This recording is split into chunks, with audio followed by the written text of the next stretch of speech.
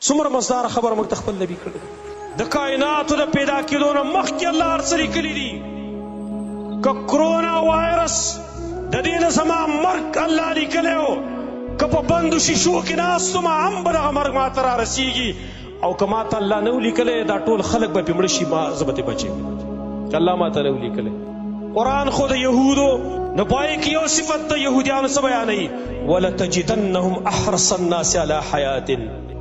دی به ته بیا مونی دا یهود چې په ژوند باندې ډېر حارسان دي د هر څه نه یاره کوي مؤمن سړي دا خو د عقیده ده چې زه یو ځل مرمه ماله به مرګ خامخا راځي ادیرې د کرونا وایرس والا نړه کې نه دي د څومره چې مړي په دې دیرو کې پراته دي څو پکې د کرونا وایرس نه مړه دي راته وښیئ وایي خو د چا یو سبب وي د چا بل سبب وي د چا بل سبب وي حدیث عبدالله ابن مسعود رضی الله عنه کې راغلی دي الله په دې رحم باندې یو ملک هغه مقرر کړی دی کله چې انسان دغه تخلیق کېږي د هغه پیدایش کېږي د مور په رحم کې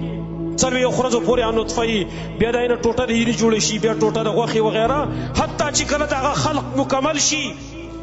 الله ملک مقرر کړی دی هغه ته وایي ولیکه وایي د ده وایي څه ولیکم یا الله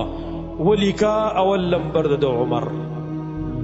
د عمر ولیکه شپېته کاله اویا کاله 50 کاله 30 کاله هر څومره شي دا ولیکه دویم نیکبخته او بدبخته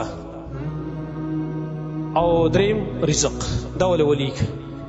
منګه چې د مور په رحم کې پراته وو نو الله زمونږ نیټه لیکلې ده دا هېڅ پته نه لګي چې دا به د کرونا د وجې نه زمونږ هغه مرګ راځي که دا به د بل څه وجې نه راځي د دغې غم به زه نه کوم دا غم به زه کوم ما ته چې کوم ټیم الله لیکلی په هغه ټیم باندې به زما نه ساه اخلي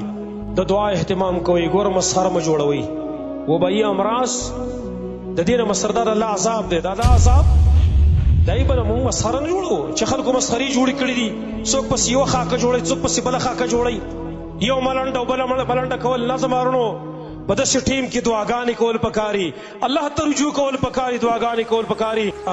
صبر کول په دې ټیم کې زمونږ د پاره په دې کې خیر دی غم به کوي کفار به غم کوي زما څه غم دی نبی خو ما ته ویلي دي عجبا لامر المؤمن ان امره كله خیر د مؤمن کار ته تعجب دی مؤمن کار خو ټول د خیر دی که خوشحالي ورسیږي شکر ادا کی ام الله ته راضي کی او که تکلیف ورسیږي صبر کوي جو هم خیر دی پکې مونږ خو هر کار کې خیر دی چې خوف مه خوروئ یره مه خوروئ په خلکو کې دهشت مه خوروئ په خلکو کې کرونا وایرس په یوه څیز شی دې خلکو ته به داسې هنګامه جوړه کړې ده او خلک یې ټول په یره کې اړتلی دی د خلکو نیزونه وښکلي دي